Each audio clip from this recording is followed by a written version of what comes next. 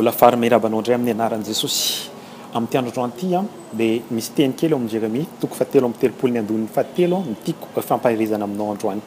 Ten'Andriamanitra dia milaza hoe antsoia dia hovaliako ianao. Hitanao amin'ny fotoan'Andriamanitra miteny an'ity amiko sy aminao dia ohatran'ny hoe hiteny izy hoe amin'ny fotoana zasy ianao mandalo ady dia atsoa izy. Amin'ny fotoana zasy ianao miasa saina dia atsoa izy. Amin'ny fasana olana tsika nafanamy dia atsoa izy. Mila torohevitra tsika dia atsoa izy. Amin'ny fotoana ianao mila azy dia atsoa izy fa izy eo foana en permanence miandry anao, miandry anahy. Hiresaka aminy, hitaraina aminy, hangataka conseil, hangataka tokolalana, hangataka directive aminazy fa izy eo foana hamonjy anazy sy anao.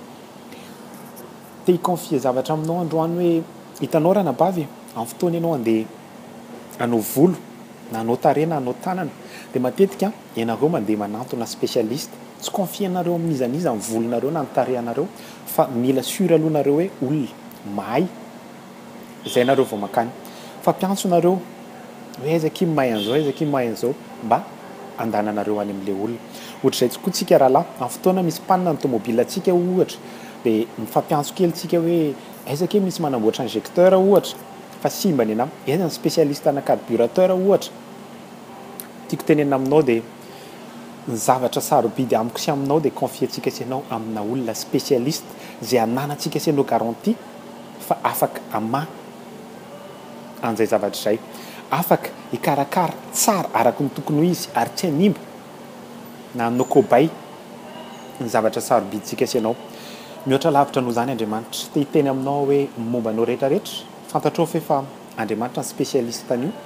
Hitanao na ny volondohanao ara dia voaisan'Andriamanitra. Momba anao rehetrarehetra dia hain'Andriamanitra tsy anjery satria izy ny spécialiste anao. Ary rehefa ny spécialiste anao no miteny aminao hoe atsoia fa za hamaly anao, ça veut dire aza mitady hafa, aza mandeha mitady famonjena any amin'ny namanao ianao, aza mitady conseil any amin'ny hafa ianao, any amina olombelona fa mangata conseil amin'ny fanamasina. Izy efa milaza aminao fa ninonino atsoia dia hovaliako ianao.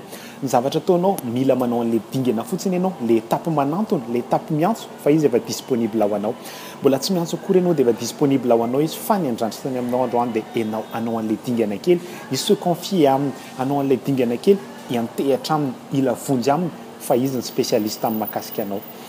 Aza confiena amin'ny olona satria sarobidy ianao.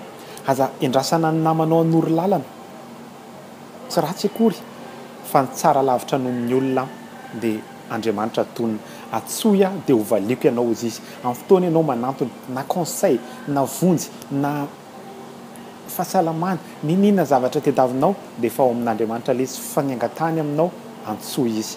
Dia mino fa manomboka androany ianao hanapa-kevitra hoe anantona an'Andriamanitra amin'ny fotoana rehetra, amin'ny situation rehetra, amin'ny circonstance rehetra dia ho aseho any ianao fa Andriamanitra efa niteny izy fa atsoia amin'ny andro fahoriana. Atsoia dia hamonjy ianao, hamaly ianao dia ho anazy irery ny voninahitra dia mametraka anao eo ambany tana maherin'Andriamanitra. Amen.